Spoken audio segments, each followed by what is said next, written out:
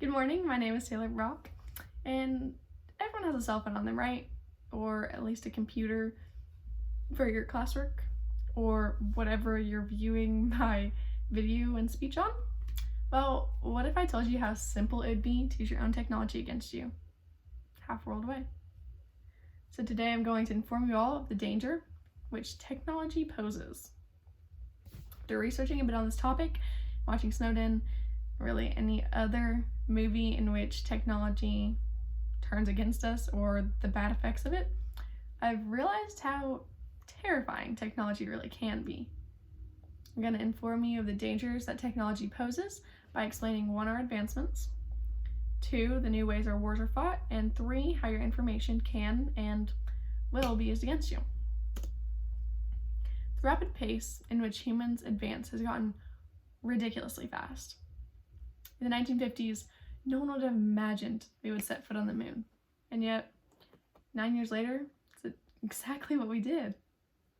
And although the 1950s seem like so long ago, really, it's just a breath in our history, and there are more parallels than you could ever imagine. Likewise, throughout the past 50 to 70 so years, technology has taken a huge leap into society, so much so that our identity is woven into it. In this technology boom, we have advanced so much that we carry little tiny supercomputers in our pockets. These tiny computers can allow others to disrupt our personal lives without ever encountering us. A 2020 report by Reed Carame states that the use of cyber warfare has exploded into a battleground to get ahead of other nations.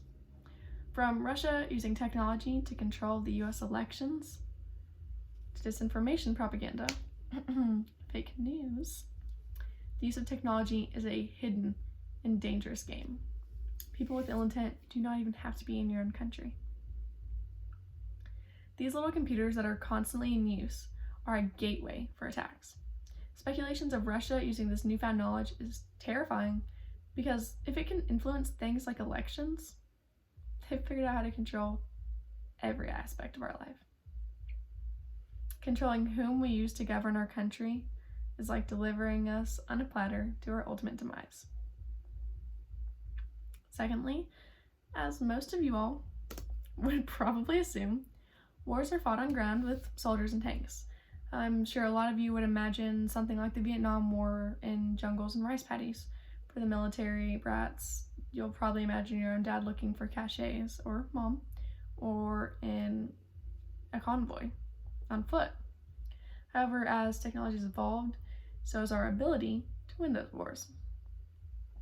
Patrick Marshall gives an in-depth view of the dangers posed by technology, saying as technology progresses, so has the way that we win wars.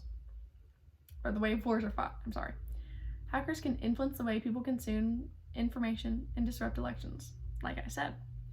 With the emergence of technology, there have not been limitations put into place. However, the United Nations are attempting to create legislation to do so.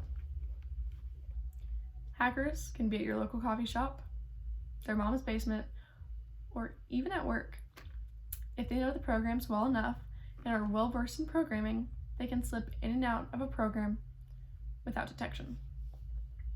As technology has rapidly evolved, our governments have not been able to keep up with the laws to go along with it.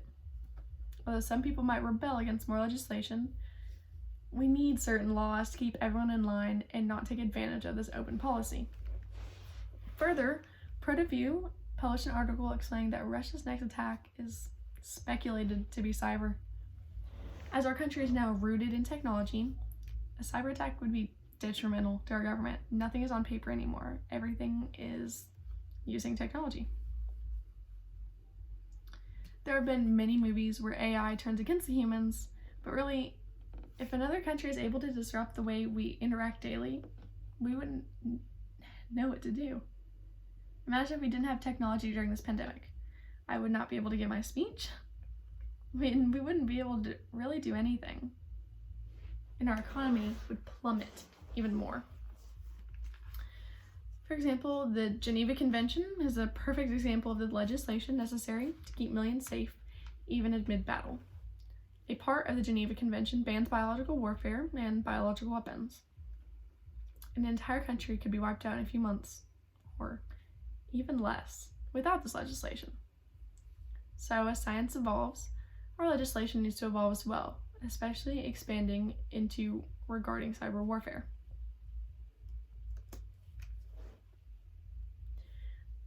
With all these advancements, on a much smaller scale, but definitely more important to you, hackers can hack your phone and use your own information against you. And they don't even have to hack your phone. With all these advancements, privacy is slipping away from us.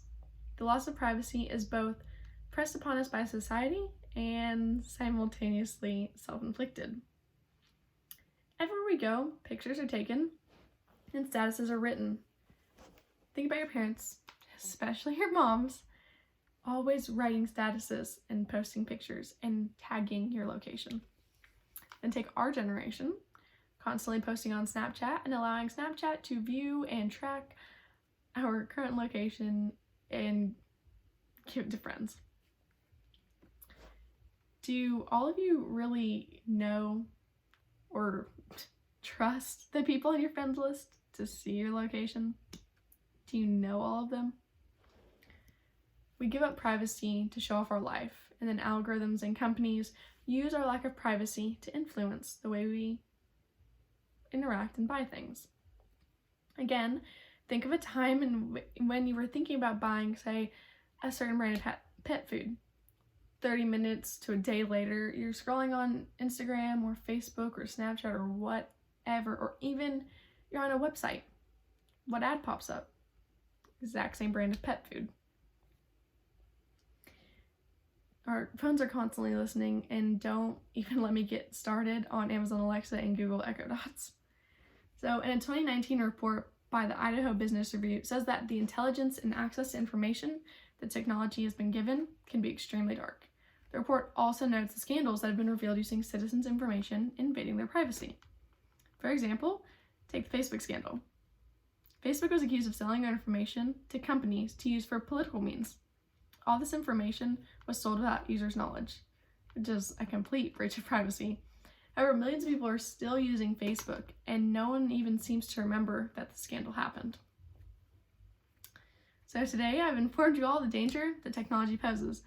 I've done this by explaining the advancements in technology, the new way wars are fought, and how your own information can be used against you. Next time you log on to social media or search something on the internet, think of the delicate line of giving too much information about you. There might come a time when that information can be used against you. Thank you.